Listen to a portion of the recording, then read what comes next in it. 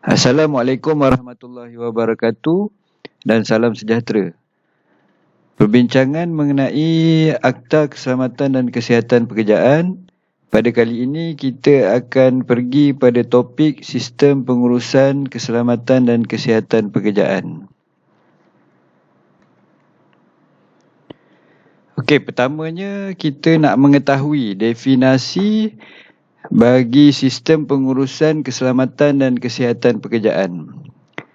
Maksud sistem pengurusan tersebut adalah kombinasi perancangan dan pemerhatian, pengaturan organisasi pengurusan, pengaturan perundingan dan elemen program khusus yang bekerjasama secara bersepadu untuk meningkatkan prestasi kesihatan dan keselamatan.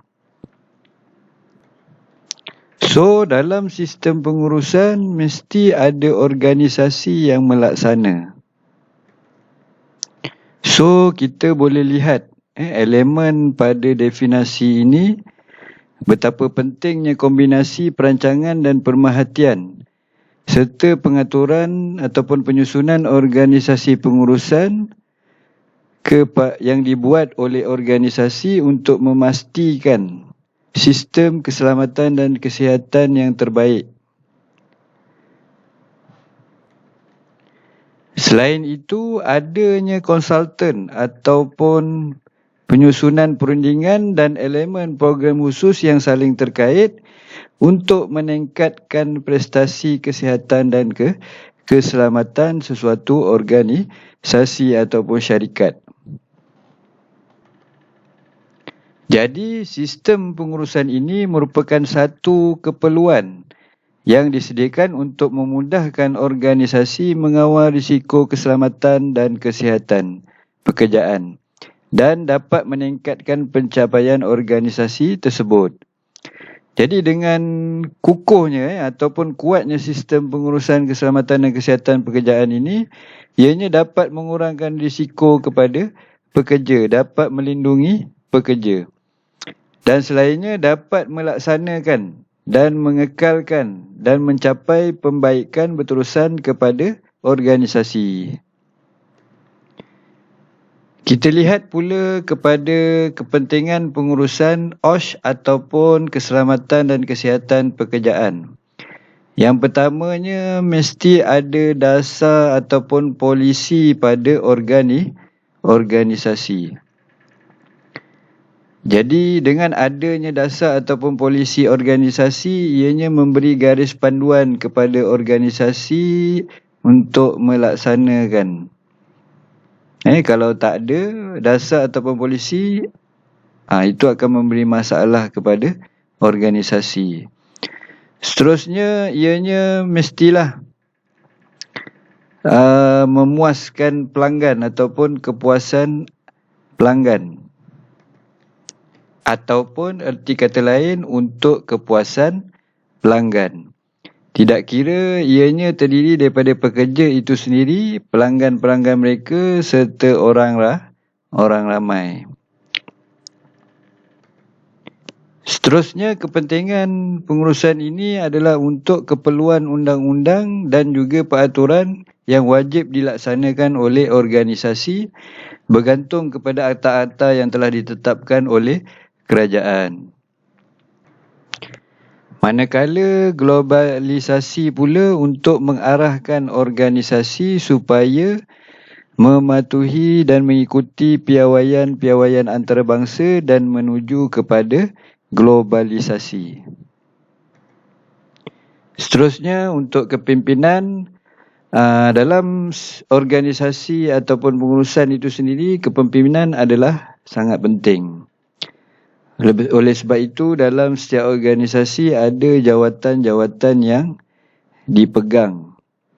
Jadi, baik kepimpinan dalam satu organisasi itu, maka pengurusan dapat dijalankan dengan lebih baik. Seterusnya, budaya. Dalam sistem pengurusan, apabila dasar polisi, undang-undang ataupun sistem keselamatan dapat diuruskan dengan baik sehingga ia dapat membentuk satu budaya dalam sesuatu organisasi tersebut, dalam sesuatu syarikat yang dijalankan. Yang dikatakan budaya ni iaitu ianya sudah menjadi kebiasaan ataupun amalan dalam sesuatu organisasi.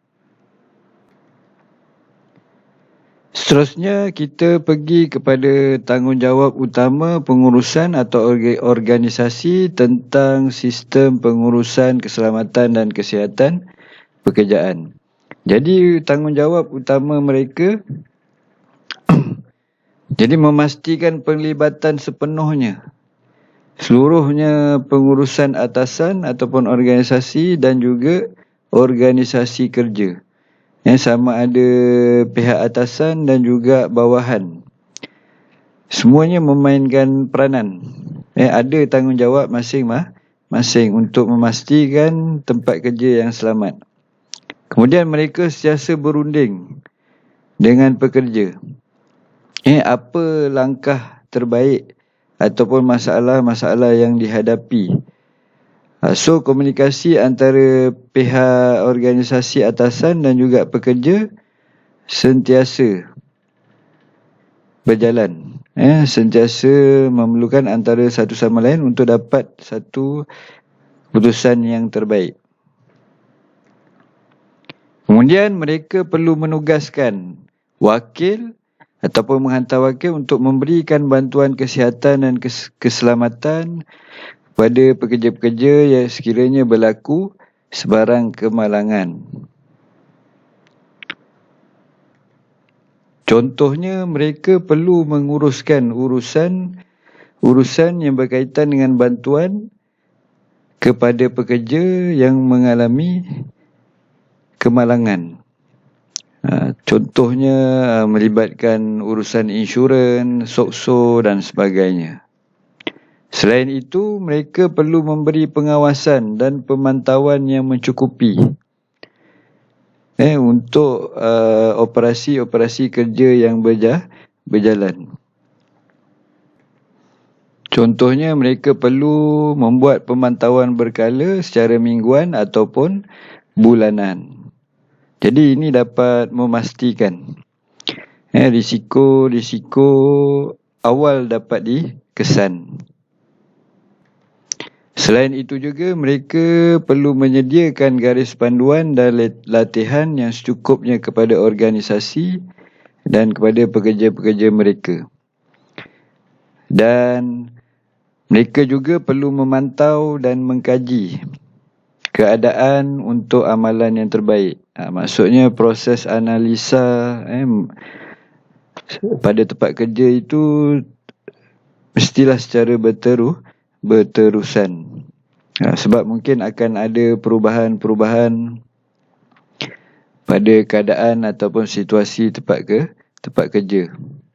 Bergantung pada keadaan tempat kerja tersebutlah. Okey, seterusnya ada 5 jenis komponen dalam sistem pengurusan OSH ni, iaitu yang pertama polisi ataupun dasar, kemudian pergi kepada organisasi, seterusnya perancangan dan pelaksanaan, kemudian pergi kepada penilaian, seterusnya kepada tindakan untuk penambahbaikan. Kita pergi kepada komponen yang pertama, iaitu polisi. Jadi apakah yang dikatakan polisi? Polisi ini adalah penyataan bertulis ataupun dokumen yang menjelaskan mengenai kedudukan organisasi dan juga mengenai keselamatan, kesihatan dan persekitaran tempat kerja. Jadi tujuan polisi ini bertujuan untuk membimbing sesuatu organisasi bagaimana untuk menguruskan keselamatan dan kesihatan pekerjaan di tempat kerja tersebut. Jadi pembentukan polisi ini ianya bergantung kepada jenis kerja dan tempat kerja organisasi tersebut. So, mereka perlu mengenal pasti siapa yang bertanggungjawab terhadap prestasi keselamatan dan kesihatan di tempat kerja tersebut. Selain daripada itu, mereka juga perlu mengenal pasti sumber pakar yang cekap dengan keselamatan dan prestasi kesihatan. So, mereka perlu research dan dapatkan nasihat ataupun konsultan daripada pakar mengenai jenis kerja dan tempat kerja mereka. Kemudian polisi tersebut apabila dah dibentuk mesti dipamerkan dengan jelas dan sentiasa update. Untuk pengetahuan kamu semua, kenapa setiap organisasi perlu ada dokumen polisi ini? Sebab dah ternyata dalam OSHA, Akta Keselamatan dan Kesihatan Pekerjaan 1994, bahawa majikan ataupun orang yang bekerja sendiri yang mempunyai pekerja lebih daripada 5 orang perlu ada ataupun wajib ada dokumen polisi ini. Sekiranya tiada, organisasi tersebut mereka boleh dihukum ataupun didenda. So, sangat penting polisi ni. Di sini saya tunjukkan contoh polisi yang ada. Mesti ada logo syarikat, tajuk, nama syarikat, organisasi, aturan, tanda tangan oleh pengarah urusan, nama, pangkat dan tarikh. Ini contoh organisasi. Contoh polisi. Komponen yang kedua adalah organisasi. Jadi di sini ianya menyatakan kompetensi dan latihan yang diperlukan harus diberikan di kalangan pekerja dan semua ahli organisasi dalam pekerjaan tersebut. Dan semua itu perlu didokumentasikan. Perlu didokumentasikan. Jadi organisasi ni penting sebab tu ianya diwujudkan. Kerana majikan secara keseluruhannya bertanggungjawab untuk keselamatan dan kesihatan pekerjaan. Majikan juga mempunyai tanggungjawab, accountability dan kuasa untuk memastikan sistem pengurusan keselamatan dan kesihatan pekerjaan ni berfungsi untuk mengelak kemalangan. Dan dalam masa yang sama, ianya memastikan pekerja sentiasa kompeten untuk menjalankan tugas-tugas mereka di tempat kerja, terutama yang berisiko tinggi. Seperti mengendali mesin-mesin yang berbahaya yang berkuasa tinggi dan sebagainya. Itu contoh. Kemudian dari segi komunikasi pun penting antara organisasi dengan pekerja, di mana pekerja perlu dimaklumkan mengenai hazard ataupun bahaya dalam bekerja dan juga prosedur yang wujud untuk memastikan keselamatan dan kesihatan mereka. Jadi mereka juga perlu menyediakan saluran laporan untuk dari segi maklumat, idea dan dokumentasi. Okey, ini adalah contoh carta organisasi untuk keselamatan dan kesihatan pekerjaan. Okey, ada tajuk, pengerusi dan seterusnya sehinggakan saya markkan. So, apabila telah ada organisasi, seterusnya komponen yang ketiga, mereka perlu merancang dan melaksana. Rancangan ini dimulakan dengan tinjauan awal yang dilakukan oleh orang atau perunding yang kompeten. So, apa-apa kerja sekalipun, kita perlu ada perancangan untuk memastikan apa yang kita laksanakan tu tersusun. Jadi perancangan mereka ni mereka perlu research ataupun buat pemerhatian dan berunding dengan konsultan. Apa yang perlu. Kemudian perancangan, pengembangan dan pelaksanaan sistem penting adalah untuk mendukung syarat-syarat ataupun undang-undang dan peraturan yang mematuhi ataupun mengikuti apa yang telah ditetapkan oleh kerajaan melalui organisasi OSHA ataupun akta-akta yang telah ditetapkan. Kemudian perancangan mereka juga berdasarkan bahaya dan risiko keselamatan dan kesihatan pekerja yang harus dikenal pasti dan dinilai dengan sebaik-baiknya.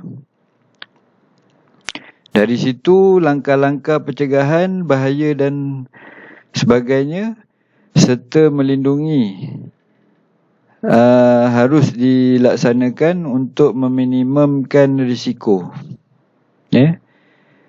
Jadi di situ mereka kena buat perubahan pada tempat kerja dan mengenal pasti potensi-potensi kemalangan yang boleh berlaku untuk memberikan pencegahan, penyediaan dan apa tindakan yang harus dilakukan sekiranya berlaku kemalangan atau sebagainya. So apabila dah dirancang dan dilaksanakan, maka pihak organisasi perlu memantau, sentiasa perlu membuat pemantauan berterusan supaya komponen yang seterusnya ini dapat diambil, iaitu tindakan untuk penambahbaikan. Jadi mereka terus perlu memantau supaya dapat mengenal pasti dan sentiasa menganalisa punca-punca jika berlaku sebarang kemalangan ataupun ketidakpatuhan terhadap peraturan atau pengaturan pengurusan OSH itu sendiri dan apa-apa yang berkaitan dengan keselamatan dan kesihatan. Jadi daripada situ mereka akan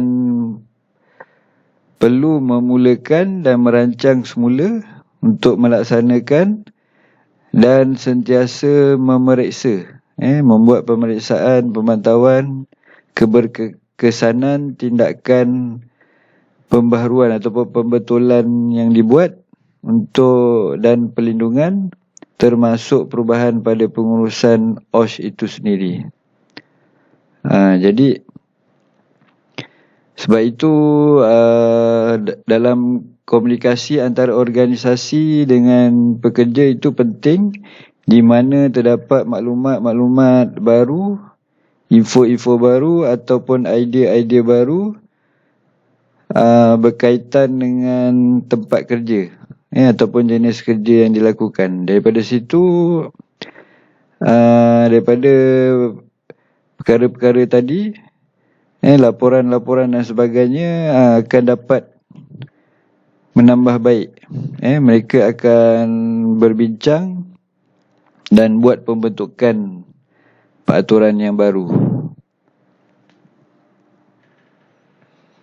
Okey, di sini kita lihat contoh langkah kawalan yang dibuat oleh organisasi dalam mengurus sistem keselamatan dan kesihatan pekerjaan di organisasi tersebut. Iaitu kita ada plan, do, check and act. Kita ada perancangan, kita ada, selepas kita rancang, kita buat, periksa dan tindakan. Okey, dalam plan ataupun perancangan, pihak organisasi perlu memahami kelemahan ataupun kekurangan dari pemantauan ataupun menerima aduan dari tempat kerja,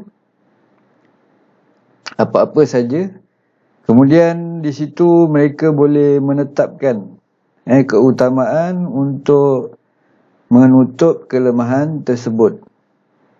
Daripada situ pihak organisasi boleh membangunkan semula dan merancangkan semula tindakan baru untuk menutup kelemahan-kelemahan yang ada.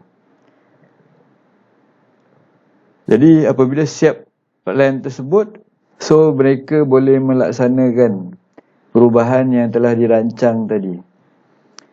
Jadi di situ juga untuk pelaksanaan yang baru, dari perancangan yang baru, mereka perlu pantau untuk kumpulkan data untuk menentukan sama ada kelemahan yang ada tadi dapat ditutup dengan sebaik-baiknya. Maksudnya risiko ataupun bahaya yang boleh menyebabkan kemalangan dapat dicegah. Kemudian sentiasa cek ataupun periksa. Jadi pihak yang dipertanggungjawabkan perlu membuat pemerhatian atas kesan perubahan yang berlaku daripada apa yang telah dirancang tadi, dan sentiasa menguji dan menganalisa data dan juga punca-punca ataupun titik masalah-masalah yang sering berlaku. Maka dengan itu tindakan dapat dibuat yang mana sentiasa mengkaji hasil yang telah dijalankan, sama ada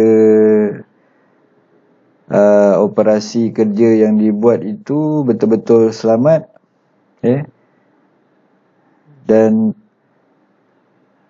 ianya dapat dijalankan. So, sebarang tindakan ataupun perubahan dapat dibuat jika perlu. Dan mereka perlu sentiasa menyampaikan segala maklumat perubahan kepada semua ahli organisasi dan pekerja mereka. Dan bukan saja penyampaian maklumat, serta kaedah ataupun cara setiap pekerja perlu dilatih semula. Perlu diberikan latihan yang cukup untuk perubahan yang telah dibuat tadi. So, langkah-langkah kawalan ini akan sentiasa berputar. Akan sentiasa berputar apa yang perlu dijalankan oleh sebuah organisasi keselamatan dan kesihatan. Penubuhan jawatankuasa keselamatan dan kesihatan. Jadi penubuhan jawatankuasa ni memang sangat pentinglah untuk sebuah organisasi di mana sistem pengurusan keselamatan dan kesihatan pekerjaan ni dapat dijalankan dengan baik. Dan selain itu, dengan adanya jawatankuasa tersebut, kadar kemalangan dapat dikurangkan. Pekerja-pekerja akan merasa selamat dan dilindungi. Kemudian yang kedua, kesedaran keselamatan dan kesihatan ni dapat ditingkatkan. So, organisasi perlu sentiasa menyalurkan ataupun menyampaikan maklumat ataupun mempromosikan tentang kesedaran keselamatan dan kesihatan especially kepada pekerja-pekerja. Sebab apa, kita ni manusia, kadang-kala kita lalai, lupa. Jadi kita ni sentiasa perlu disedarkan. Jadi ini tugas mereka. Kemudian yang ketiga, kepakaran keselamatan dan kesihatan di luar negara dan pengalaman ada untuk menyelesaikan masalah. Jadi semakin lama jawatankuasa ataupun organisasi keselamatan dan kesihatan ni, jadi semakin banyak pengalaman mereka, dan untuk memastikan keselamatan dan kesihatan di tempat kerja tu menjadi terbaik dan sangat baik. So, kepakaran mereka semakin tinggi dan mereka dapat menjalankan dengan lebih baik. Selain itu, kerjasama di antara organisasi sama ada peringkat atasan dan bawahan amat digalakkan melalui saluran-saluran komunikasi ataupun aduan-aduan pelanggan, yang mana feedback ataupun laporan-laporan yang perlu diambil berat supaya dapat membentuk keputusan, perubahan dan juga tindakan dalam memastikan keselamatan dan kesihatan pekerja dapat dilindungi. Kemudian yang kelima, semua ahli organisasi dan pekerja itu sendiri perlu mempunyai satu sikap keprihatinan. Perlu prihatin dalam menangani isu ataupun risiko-risiko pekerjaan yang ada di tempat mereka. Jadi barulah penubuhan jawatankuasa ataupun organisasi keselamatan dan kesihatan ni berjaya. Jadi itu tugas sebenar mereka ni.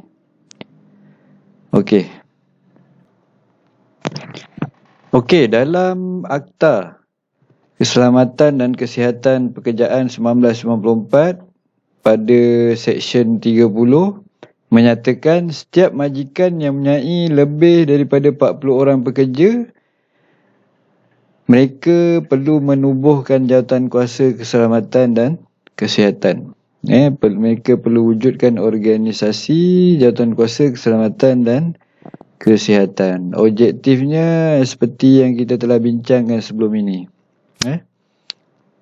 Ada 3 objektif.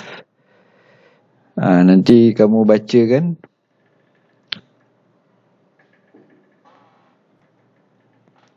Kemudian kita lihat pula komposisi jawatankuasa yang telah ditetapkan, yang mana mesti ada seorang pengerusi setiausaha, 2 wakil daripada majikan untuk yang bawah daripada 100 orang pekerja. Manakala 4 wakil majikan untuk pekerja yang lebih daripada 100 orang. Okey. Dan 2 wakil dari pekerja yang mempunyai kurang daripada 100 orang dan 4 wakil pekerja yang lebih daripada 100 orang. Jadi ini yang komposisi yang ditetapkan untuk jawatankuasa keselamatan dan kesihatan. Okey, kita lihat pengerusi adalah ketua organisasi ataupun jawatankuasa.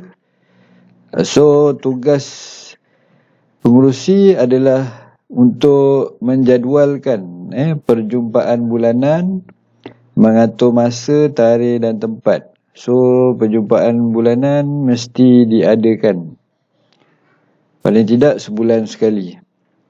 Kemudian yang kedua, dia perlu membangunkan agenda keselamatan dan kesihatan untuk mesyuarat-mesyuarat yang dijalankan. Dan seterusnya dia perlu mengendali mesyuarat bulanan tersebut. Pengerusi bertanggungjawab untuk menjalankan mesyuarat bulanan tersebut. Kemudian dan membantu ahli untuk mencapai kata sepakat mengenai penyelesaian sesuatu masalah hasil daripada mesyuarat tadi. Apa isu-isu yang dibangkitkan, ada keputusan yang perlu beliau ambil lah. Kemudian seterusnya memastikan semua anggota ataupun ahli organisasi jawatankuasa terlibat. Setiap orang berpeluang untuk berkongsi fakta dan idea. Dari jawatankuasa yang kita dah lihat tadi, mereka semua memang diberi galakan lah untuk menyatakan idea-idea ataupun cadangan untuk kebaikan sistem keselamatan dan kesihatan di tempat kerja mereka. Okey, kemudian kita juga ada setiausaha, mana-mana organisasi atau jawatankuasa mesti ada. Dan kita pun tahu apa tugas-tugas setiausaha ni, seperti mencatat minit mesyuarat, mengedar minit mesyuarat, kemudian menyelenggara dan menguruskan fail yang berkaitan dengan keselamatan dan kesihatan, kemudian menunjukkan perkara yang memerlukan perbincangan dan tindakan lanjut, dan minit mesyuarat tu perlu disimpan sekurang-kurangnya 3 tahun. Okey, seterusnya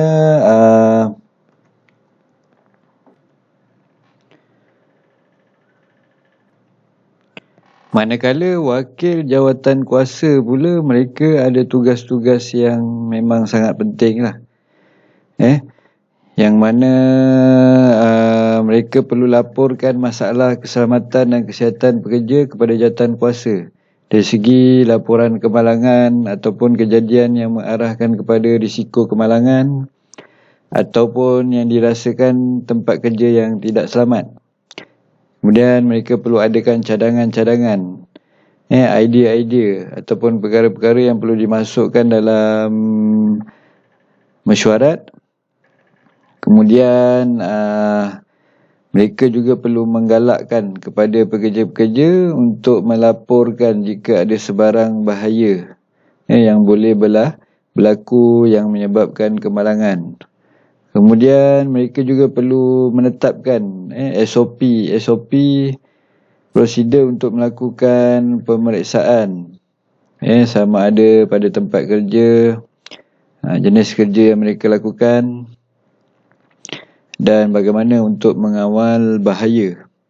Kemudian mereka juga perlu membantu pihak pengurusan menilai ataupun organisasi menilai program keselamatan dan kesihatan yang berkesan untuk syarikat dan juga aktiviti penambahbaikan. Okey, ini adalah hasil kutipan daripada Akta Keselamatan dan Kesihatan Pekerjaan 1994 Seksyen 16 yang menyatakan bahawa setiap majikan perlu ada polisi jawatan kuasa keselamatan dan kesihatan pekerjaan. So kita boleh baca kat sini. Okey, dalam pembangunan garis panduan polisi standard untuk keselamatan dan kesihatan, ada prosedur-prosedurnya. Yang pertama, pihak jawatan kuasa perlu menetapkan objektif utama lah pada setiap perkara, iaitu dari segi dasar, standard polisi dan juga garis panduan keselamatan yang nak dilaksanakan. Dan yang kedua, memastikan polisi garis panduan keselamatan di tempat kerja mesti sesuai untuk semua peringkat pekerja. Bukan hanya pada satu-satu bahagian pekerja saja. Kemudian yang ketiga, menjaga setiap format untuk mencapai semua peringkat pekerja. Maksudnya sini segala polisi dasar-dasar keselamatan mesti berdasarkan semua jenis bahagian ataupun peringkat pekerjaan itu sendiri. Dan yang keempat, menyiapkan prosedur, tata cara peraturan yang boleh dibaca dengan jelas dan mudah difahami dan yang mengikut piawaian yang telah ditetapkan.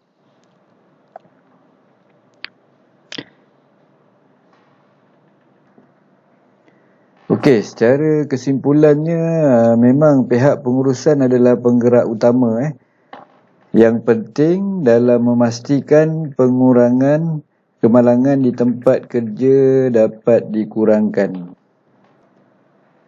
So, sistem pengurusan memang amat diperlukan bagi sesebuah organisasi supaya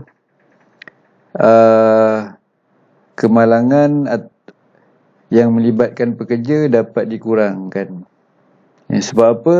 Kalau tidak, ianya akan memberi kesan kepada organisasi apabila melibatkan para pekerja dari organisasi tersebut. Jadi organisasi perlu menanggung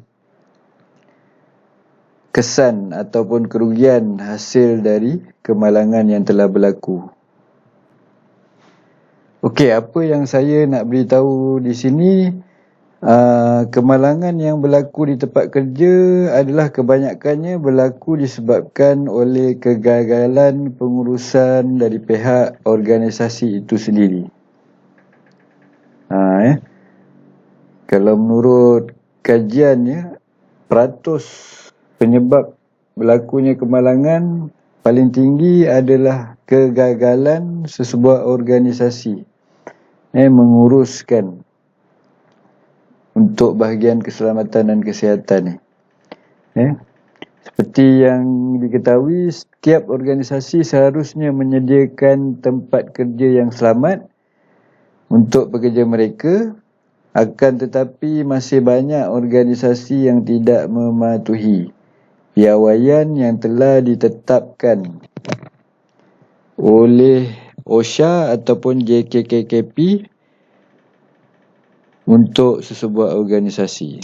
Itu yang banyak berlaku. So, memang untuk ada sistem pengurusan yang penting, untuk adakan satu sistem pengurusan memang sangat penting untuk memastikan keselamatan dan kesihatan pekerjaan dijaga. Jadi daripada saya tak ada apa lagi. Itu saja. Sekian, terima kasih.